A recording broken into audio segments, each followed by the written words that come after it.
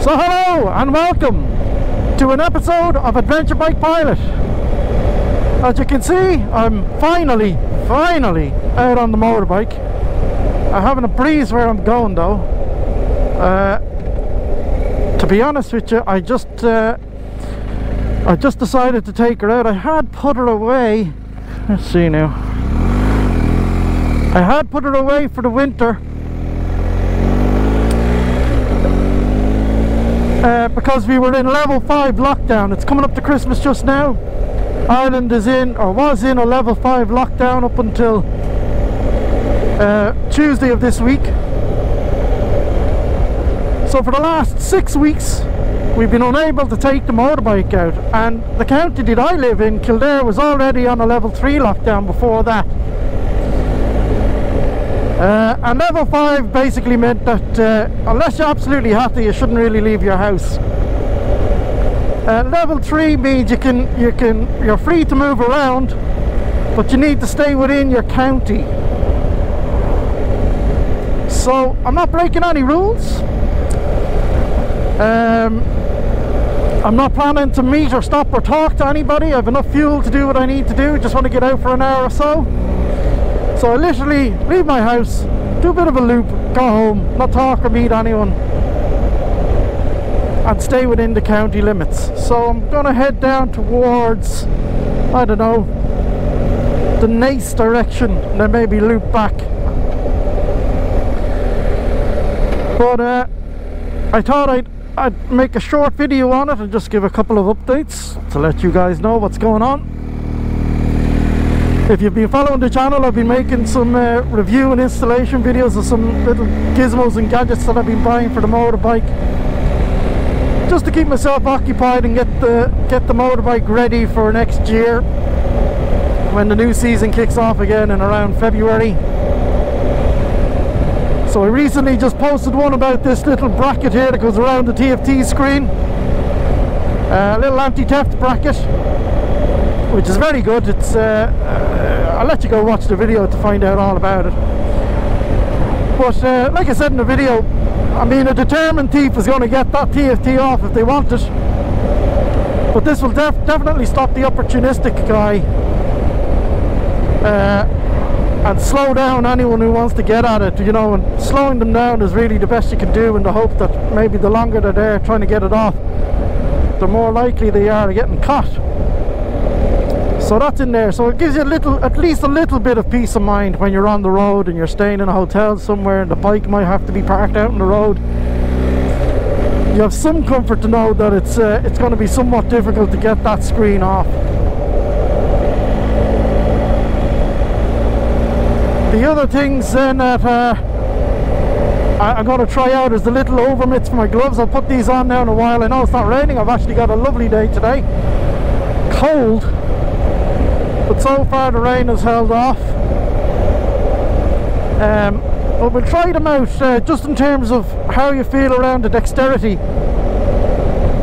of using the controls on the motorbike, and see how that goes. And then just a very quick update on the new City Adventure boots that I bought. As I mentioned before, my old ones were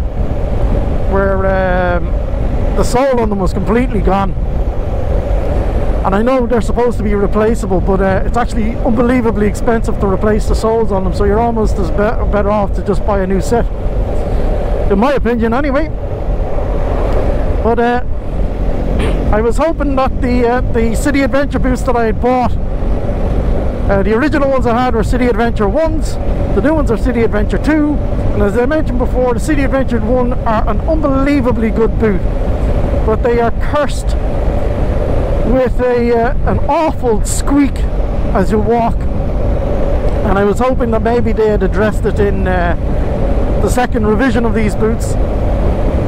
And in fairness, they lasted a week or two, and then, as expected, the creak has slowly and surely come into them.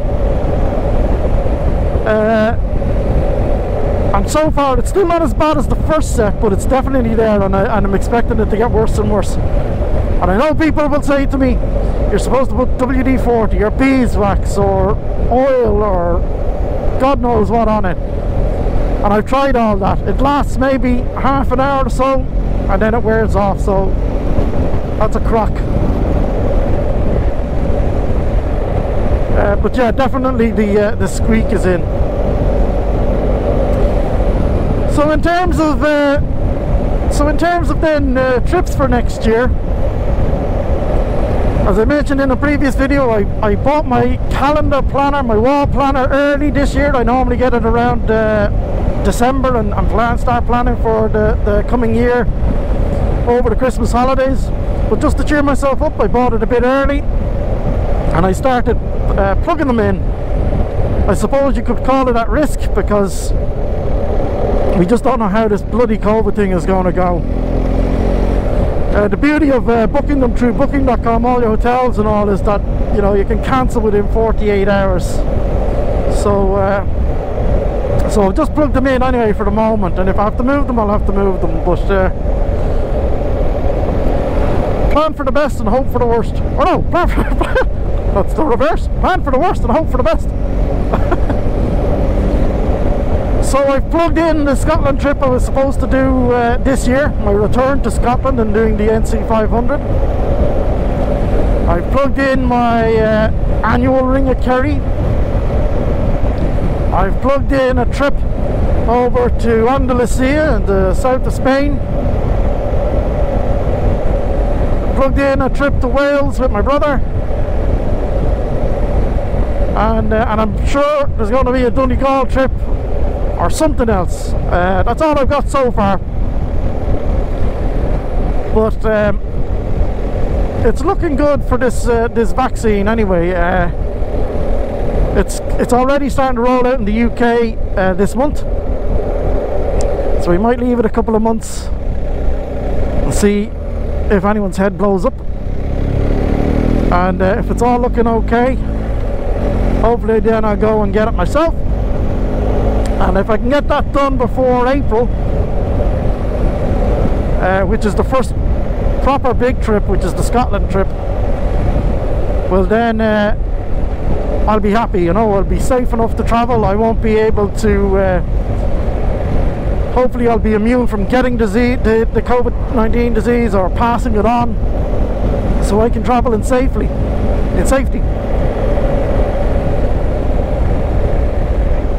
So fingers crossed, folks. But it feels so good to be back. I have been missing this bike so badly. I've been watching YouTube videos to beat the band. To be honest with you, I rarely watch TV at all anymore. I am absolutely and utterly addicted to watching other vloggers. At the moment I'm watching Itchy Boots. And what an incredible journey, and an amazing vlogger. I wish I could be half as good as her. An incredible story. I highly recommend you go watch it. Go right back to season 1, where she starts in India and is heading for home in Holland. Unbelievable stuff. I love following these, you know, trans-continental world traveling people. They're absolutely amazing. And then I also watched another lady called Rosie Gabrielle, and she's also a Canadian girl who goes through the Middle East an awful lot. It's absolutely incredible. She's an incredible woman. And then don't forget our own homegrown Oisin Hughes. Unbelievable stuff he has. It's very well produced, almost professional quality. The same with Rosie Gabrielle. Like, she is a videographer by profession, so all of her videos look like it's something straight out of National Geographic. It's unbelievable stuff. But yeah, so I'm addicted to watching them, and just watching them has given me a massive goo, just a jealousy to get out onto this bike, and I have to sit in for 6 weeks looking out on it. It's just been crushing, absolutely terrible. And I know there's been other people out and about not sticking to the rules of the lockdown, And you know, whatever, that's your business. But I don't want to take the risk, you know. I just don't want to take the risk, and I want this thing to go away, and I want to play my part and do my bit, you know. So I stuck to the rules. But my God, it is good to get out. It is good to get out. I've missed this bike so much.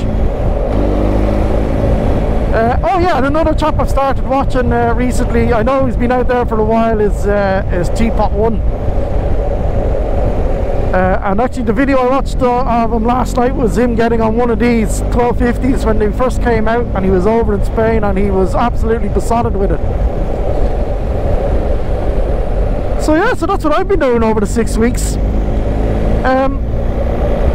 And then to continue on with getting the bike ready for next season, as I mentioned in one of the videos there during the week, I bought a new little kind of a toolbox from Simark, and it's a handy little thing. It's a little metal box that will replace the pillion seat on the motorbike, and it just means you can leave tools and stuff like that on the bike pretty securely, and they don't take up space then in your main panniers and your luggage, you know.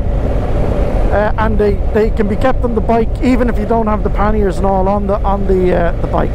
So I could theoretically then take off all the panniers, the top box, everything, and just take off, and it still have anything I need, because the puncture repair kit that I follow, the stop and go that I carry, and the little pump for that, and the cartridges and then tools, they actually take up quite a lot of space when you add them all together. And even things like a little set of motorcycle spark plugs I always bring with me. And you might ask, why would you bring that on a modern motorbike? But trust me, particularly if you're traveling a lot, you just leave the fucking lights on or something and you need to jump it, or even if you have somebody in your group that needs to get a jump start, they're just handy little things to have.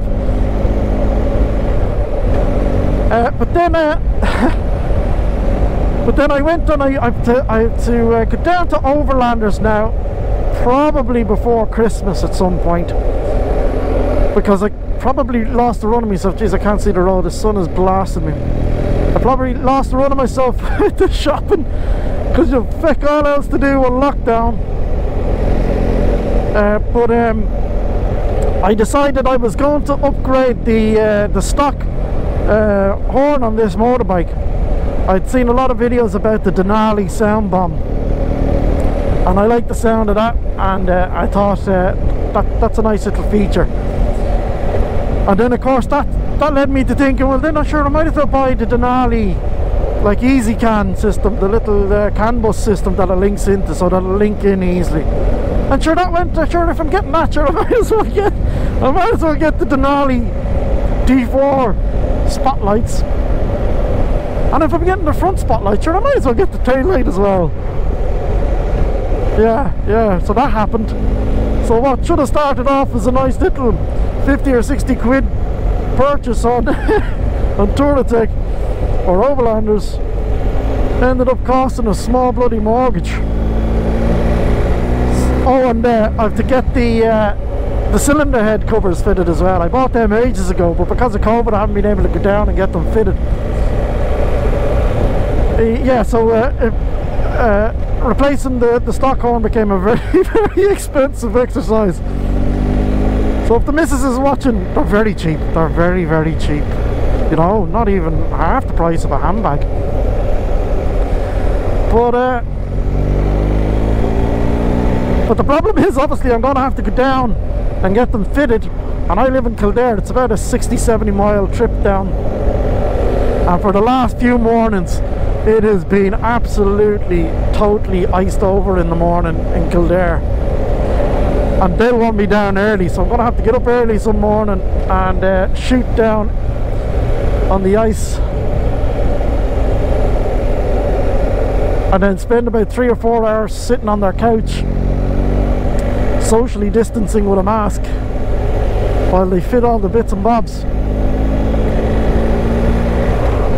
But I think they look good, and particularly those Denali D4 lights are, from the videos I've been watching, they are absolutely astonishing. I was considering the D7s, which are much more powerful, but they're too big. I think they're just way too big. They're almost headlights, for God's sake.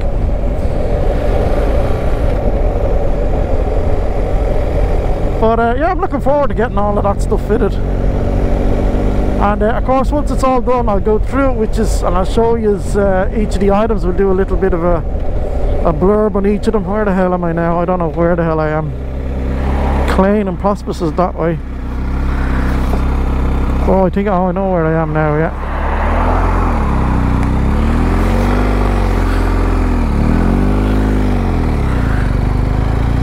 I know where I am now. So yeah, so that's everything I have, I think, to update you on.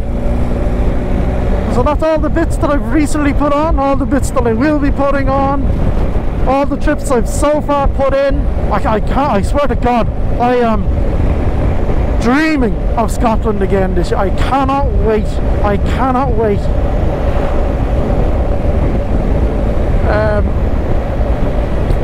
It'll be great to get back.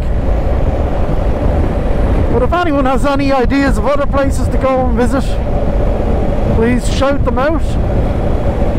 I'm trying to think of new ideas. I've been to the Alps a good few times now, and I don't think there's any point in going back there just yet, at least until all of this COVID is over, so you can travel relatively easily without all of these lockdowns and everything, whatever's going on. So I'll wait till post-vaccine for a return to the Alps.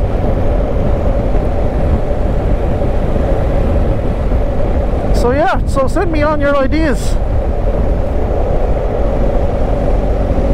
But I'll crack on here, and I don't know where I'm going to go, but if I come across anything nice, what's she flashing at? Ah, speed van.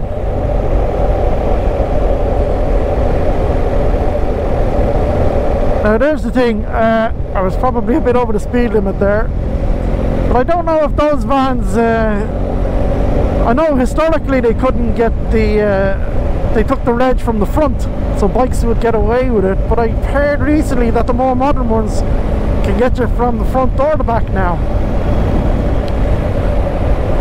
So I'll find out in a few weeks, I'm sure, if I get a ticket in the post and a few points.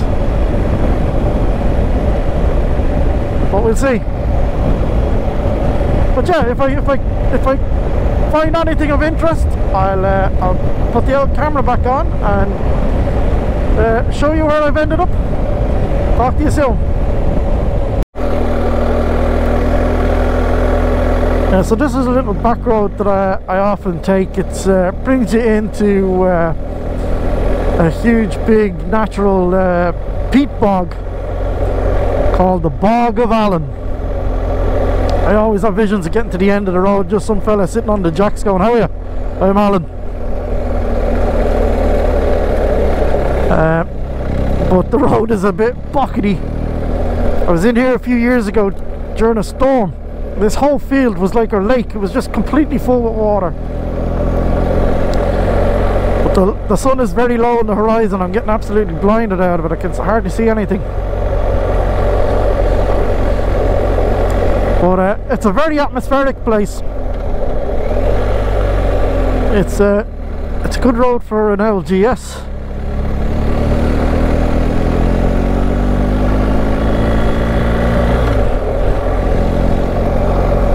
The R1 drivers among you would not like this road at all.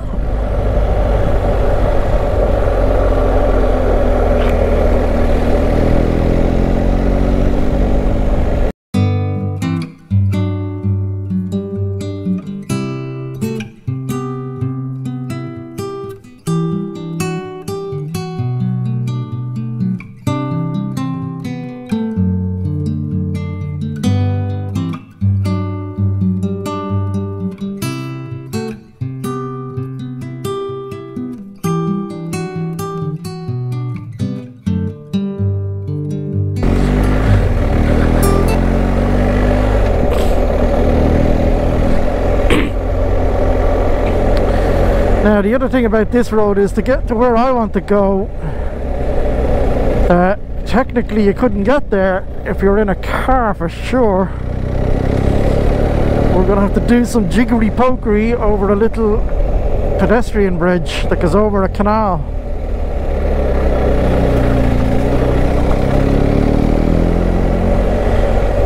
I haven't been here in a while, so hopefully it's still passable.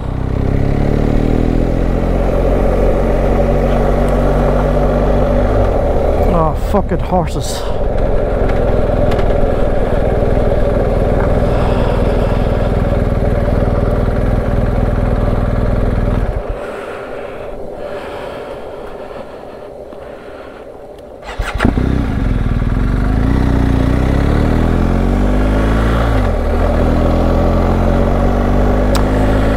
Yeah, there's a riding school just there. You often bump into horses down here.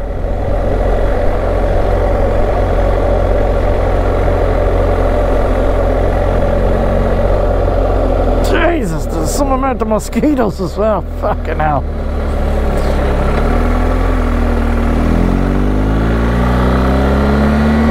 Which I didn't think you could get at this time of the year. Maybe they're just little flies, but my God, there's thousands of them.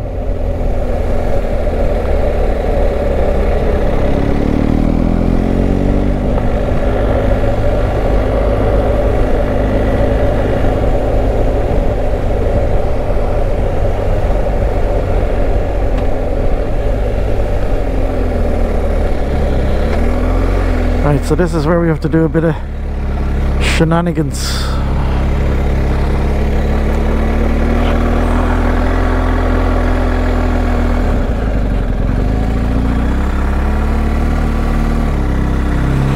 Oops and over.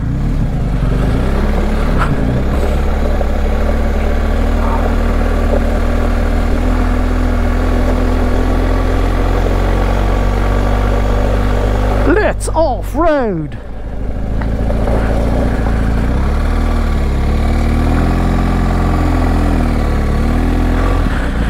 Whee! So there's the canal. Geez, a beautiful sunset coming down. It's only what? It's only 20 past 4, but it's December, so it gets it'll be dark within the next 30-40 minutes, I reckon. So I need to be thinking about the return home.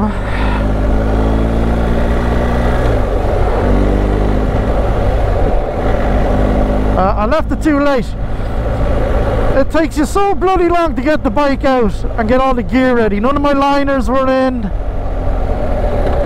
had to put all the liners back in the gear. I had to move the cars, then I had to get the bike out, and blah blah blah blah. And then I found that these few weeks of lockdown, or few months now of lockdown, I have not been behaving myself. I'm watching my weight or exercising. Oh jeez, that's very sloppy. And so putting this gear on now after all these weeks, I totally tested the limits of a YKK zip. It was not happy to see me. So between now and February, I need to get on. I need to get onto the exercise plan again and the diet, because it's been in the toilet. I got COVID belly.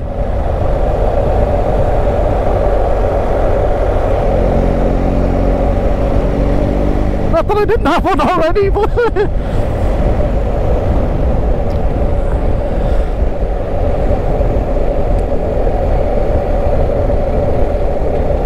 the hell is this?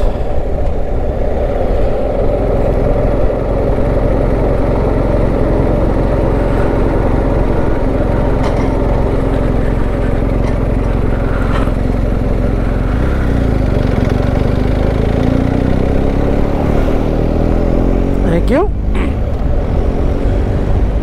Yeah, so we've just driven through the Bog of Allen there. I think we'll end up dropping down onto the Curragh in County Kildare. and then from there, Jesus, this road is buckety. And from there we'll kind of loop around and make our way home, because as I said, I reckon I've only got about 30-40 minutes of daylight left. No point in driving a motorbike when you can't see jack sugar. Must be on a leash.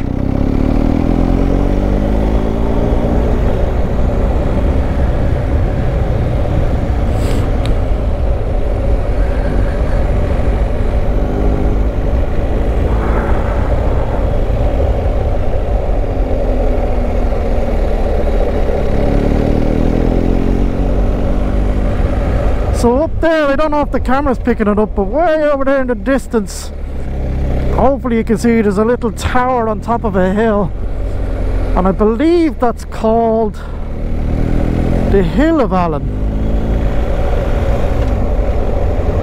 So maybe Alan's in the tower, sitting on the bog.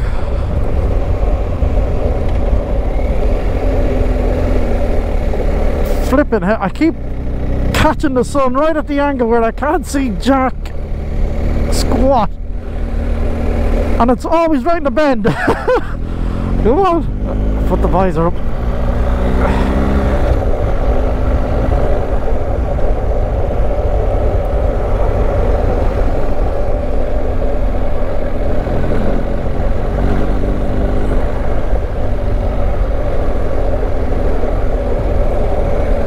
I should have brought some bread.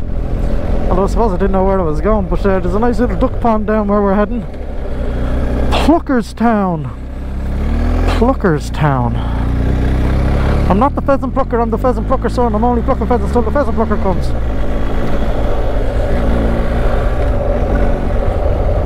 Now that's the other thing I need to sort out before we kick off the season next year, is how to fix the audio on this camera, because the last two trips I've done have basically had to be canned. I did the Ring of Kerry this year and the Donegal trip, and an awful lot of the footage had to be binned, because at the end of the day I found that the audio on the footage wasn't coming through. And I think what was happening was that if I was in any way caught in the rain, the rain water was touching the microphone adapter, which was shorting it out and cutting out the audio. And so I'd be driving for ages, yapping away, not realising that I was not capturing any of the audio. Now I do have silicone and all around where the adapter meets the camera, so that it's theoretically watertight. But then it happened again after that, and I'm wondering, was it where the jack meets the adapter instead of where the adapter meets the camera? So I've siliconed that now as well. Hopefully that will resolve the issue. But I don't want to have to go and do another full trip and capture all that footage to find later on that it's totally unusable. Because the Ring of Kerry trip I did this year was brilliant. I had some great footage of it.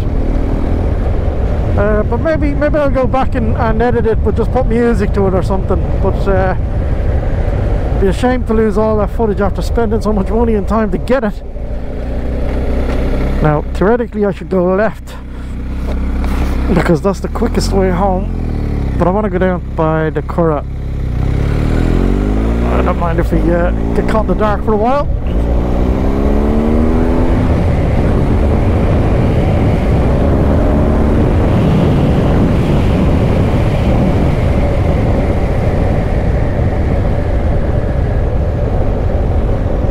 Yeah, there must have been some frost here today. The roads are very wet and sloppy.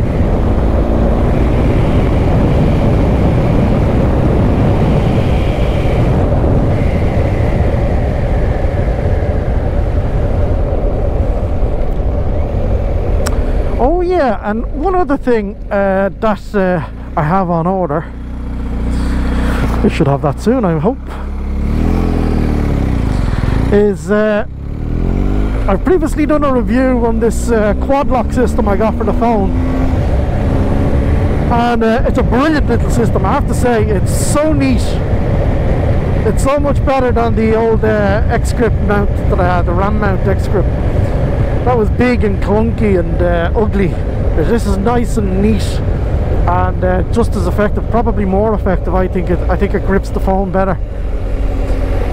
But the one thing that I did miss from putting that on is, because you have to buy a dedicated cover for this so that you can mount it to the clip. I like to have one of those little rings on the back of the phone holder so that you can slide your finger through it, so that you can hold the phone securely when you're using it. But you couldn't do it with this thing. Well, you could have put one on there temporarily, but it looks crap. But now I see that the X-Grip people, or not the X-Grip, the quad lock people have made this clever little ring that now locks into the quad lock system of the case itself. So you can use that when the phone isn't mounted to the bike. So just stick it in your pocket and put it on when the phone is off, and you got the best of both worlds. Absolutely genius. So now I've got the best of both worlds now for when the phone is on and off the bike. Because it acts as a little stand as well. Because like when I'm traveling, particularly when I'm traveling solo, I like to watch the old movies or YouTube or something on the phone. So it's nice to have the little ring clip at the back that allows you to put the phone on its side and stand it there and watch it.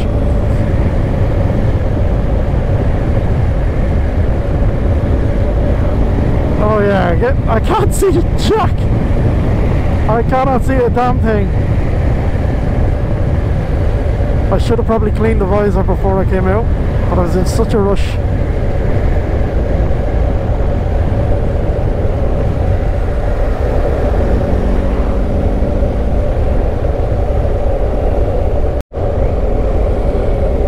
So we'll take this little here turn off. This will bring us up and over the hill of Allen here, and should drop us down by the little duck pond I mentioned. I don't know what it's called. And then onto the Curragh, which is where Ireland's, I suppose, most famous horse race course is.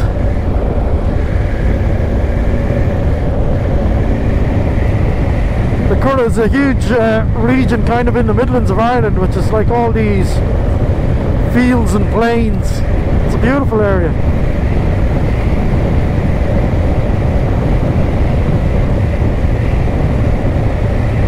And here's the pond up here.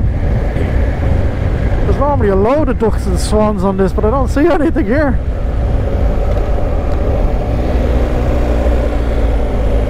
Oh wow. Okay. That's new.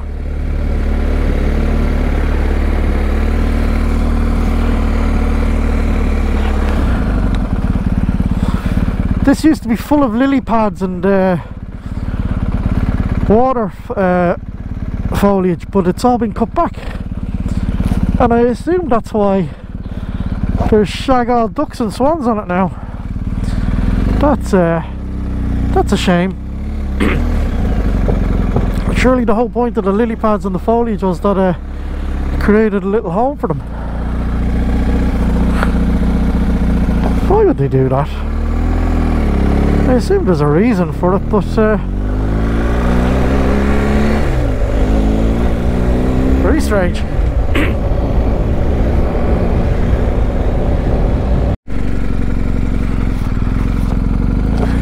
Yeah, so we're just coming on to the Curragh here.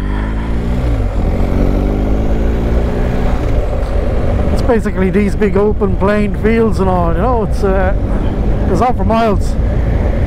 As I said, there's a large horse race course here, Curragh. Get down here for a sec.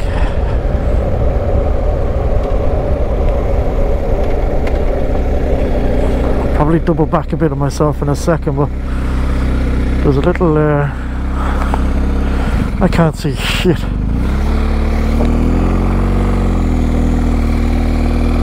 Just basically drove into the unknown there. I couldn't see if anything was coming towards me. That's sun in my eyes.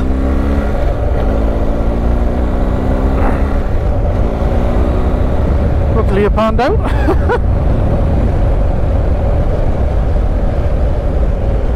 Yeah, I'd say after the snow, or no, not the snow, but the ice and the rain last night, this road is probably not a good idea. Let's see how far up we can get. Because you know, I'm not an off-roader. I don't feel safe on this type of stuff. Jesus, it looks like it's been carpet bombed.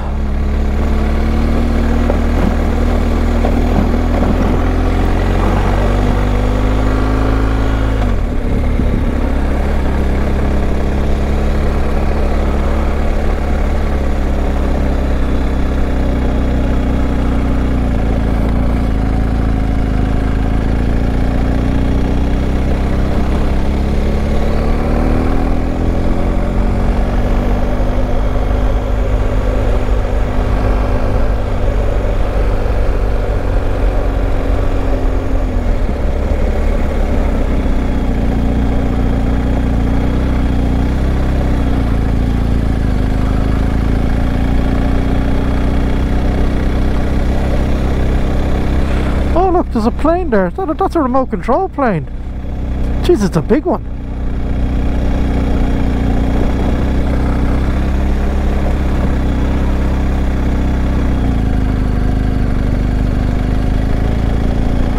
Oh yeah, look, it's just turned to mush up there. I'm not going any further. It's just mush.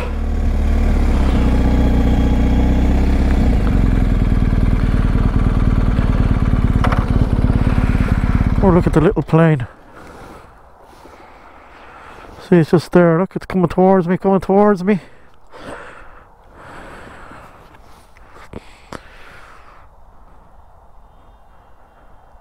I'll be drone with me. Put it up and get into a dogfight with him. Where's he flying from? Can't see the pilot.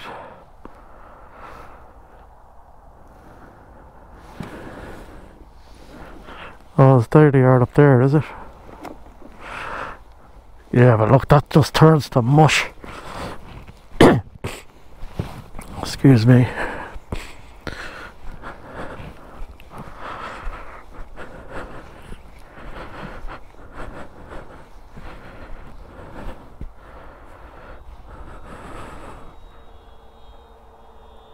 Jeez, it's very quiet, that little plane.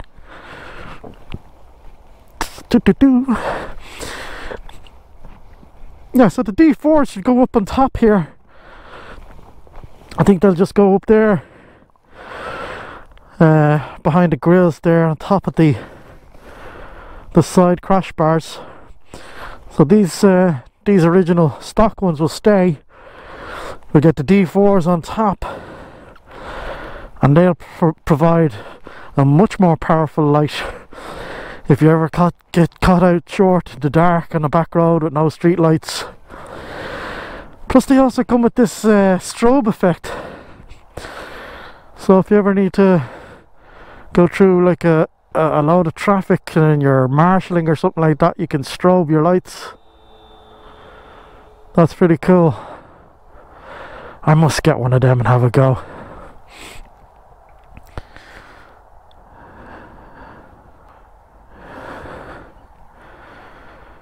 Wow, what a beautiful time of day.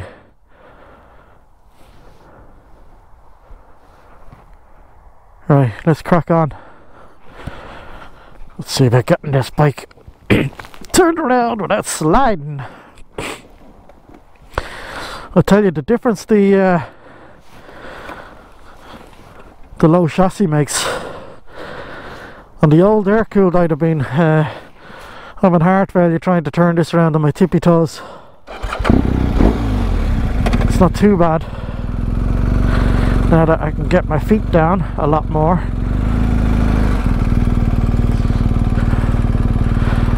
It makes a huge difference. See that one, like, see how easy that was.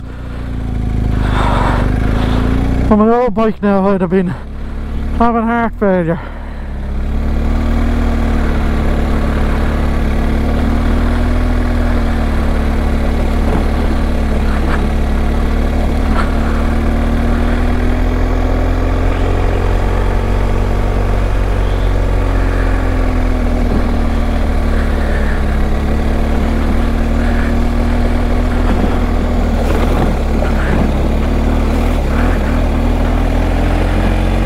It's like it's been carpet bombed, this yoke. Oh yeah, this will be a good test of what I mentioned on the video I did about putting in the little back tail light bag that I bought from Wunderlich. Particularly now I've done this little road, I'd say that is going to be filthy. I'm not 100% sure I'm going to keep that bag on. One of my subscribers, Mark, pointed out something that I was kind of feeling was true myself, is that the bag kind of overshadows the tail light and might make it a bit difficult for people behind me to see when I'm braking. And it's hard to tell actually if it's definitely partially blocking it, whether it fully blocks it or not. And then, as I said, I have ordered the Denali additional tail light, which will be much lower down, and that would make the current stock one, it wouldn't matter if you couldn't see that one, because I'd still have another tail light back there. But I'm just not sure that the amount of storage I'm getting from this little bag, I mean it's minuscule, is worth covering the light with. And then when I get back today, it's going to be interesting. I think the bag itself is going to be covered in muck. So I'd say today will be the big test for it.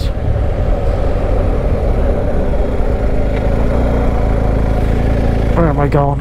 Yeah, oh yeah, we'll go up here. So we go up here. We go up past the race course.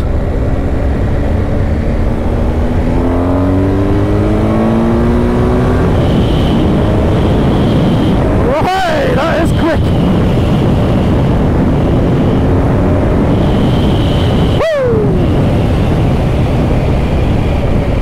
Yeah, so you can see there's all the planes in front of us. Over there is the Irish Army training camp. This is where the main Irish Army base is. They do all the training out of here, I believe. I could be wrong, but as far as I know, that's what they do.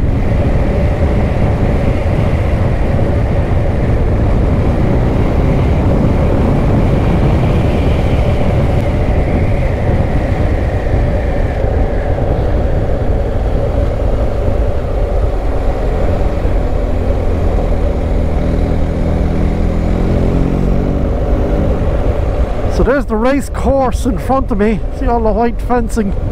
That's basically the track of the Curragh race course. There's the stadium up ahead of me.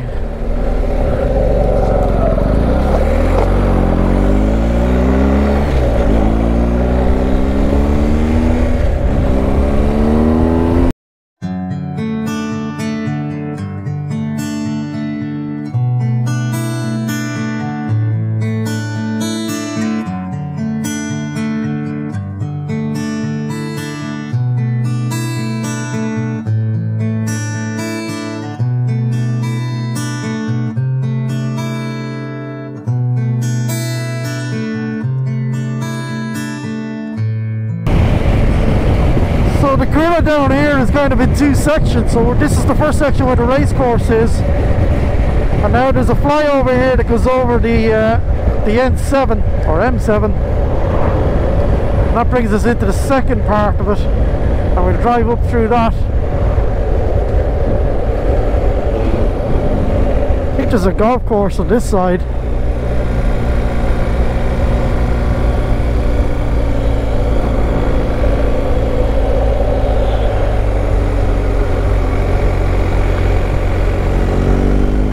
The balls of that corner. I love these statues here though. They're savage looking. The old Viking warrior and his dogs. So now we're into the second part. See, there's the military base over there. That tower sticking up through the trees.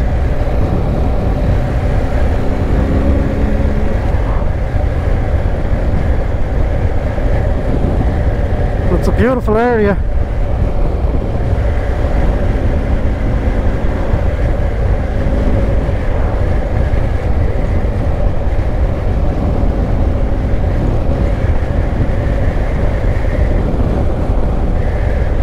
Oh yeah, the sun is just about to drop.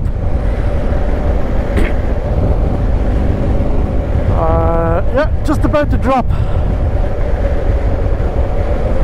I'm about, what, about 40 miles from home. Not too bad. But I have thoroughly enjoyed getting this bike out today. As I said, I had put it away for the dark, cold winter months. Get these lockdowns and Christmas and a miserable January done, and then crack on again in February. But oh, I just had a hankering, and the weather was just so nice today. I said, flip it, let's go. Let's go. Yeah, so what I'll do is I'll take the main road back towards Clane. No, what's the other one? Salons. And then if it's not too dark, I'll take the I'll turn off at Salons and take the canal home. Might be able to turn off here, I wonder.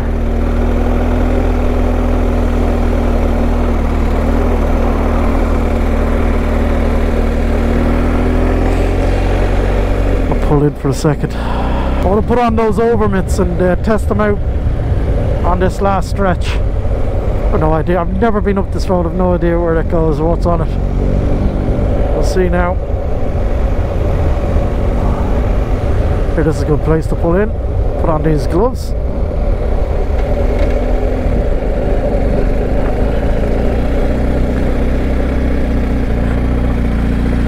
Right. I'll be back with you in a minute. Right, so I've put these mitts on. So as I mentioned in the review, I bought two sizes. I bought, like, I think a small or an extra small, and then a large. The reason for that is when I'm wearing my summer gloves like I am now, I wanted the small set, and then when I've got the big heavy winter gloves on, I wanted the larger set so that they'd easily go over them. But even with this small set, there's still an awful lot of additional, like, extra. You can see there's an awful lot of additional wasted space in them. I could probably gone down another size. And I'm finding that the extra bit of fabric is kind of clipping off some of the controls as I move my thumb around. Now I still have control, as you know. I operate all the controls just with my thumb. But I am finding that my hand, as I close my fist inside them, my hand is closing inside is making a fist while the mitt itself stays straight. It's hard to show you because obviously you can't see through the mitt. But yeah, I'd get them as small as you could to fit over whatever glove you had. So I might even get a smaller pair again than these, because it's kind of annoying. But I suppose it would be a small price to pay.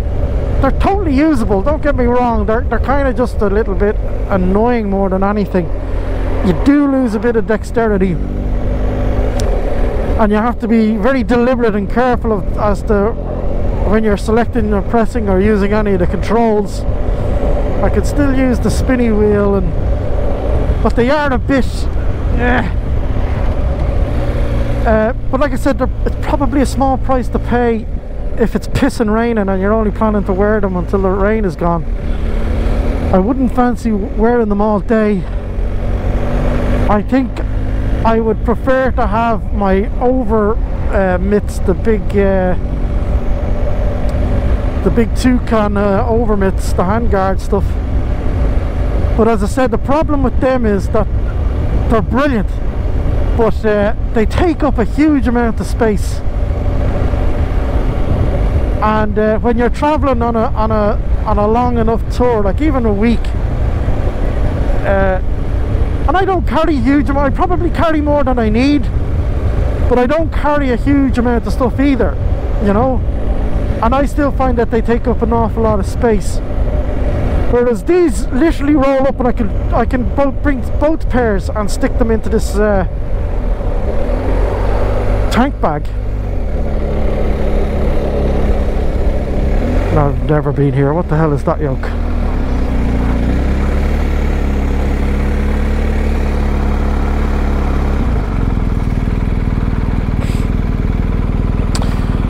So yeah, I mean, it would depend on how waterproof they are. If they are actually 100% waterproof, I think they'd probably be worth the hassle. If they're not, well then I don't know.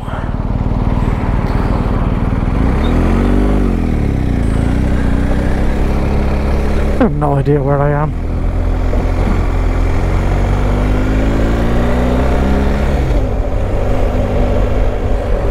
And operating the camera, the GoPro, is a little bit trickier as well.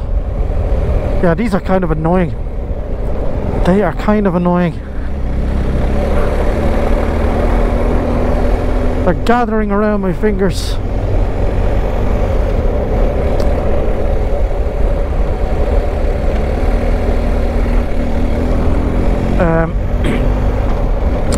The real test of them will be when it's absolutely pissing down. If they keep my hands warm, I'd put up with it.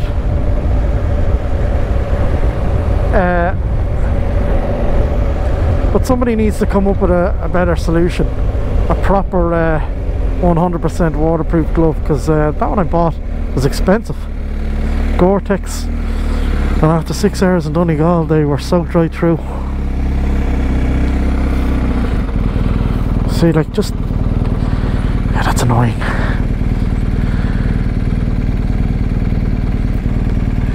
I mean, the fact that they're cheap,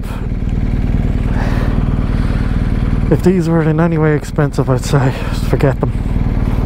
But they're only a couple of quid, so and you can stick them in your tank bag and forget about them. So they're definitely worth trying. I definitely might try and get a smaller pair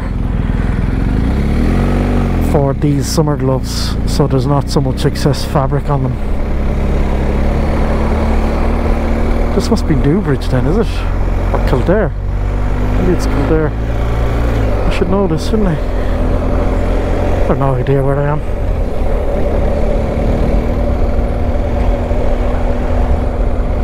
It's nice though. Anyway, I'll crack on till we get to the canal. See what I mean now? I can't even turn the bloody camera off.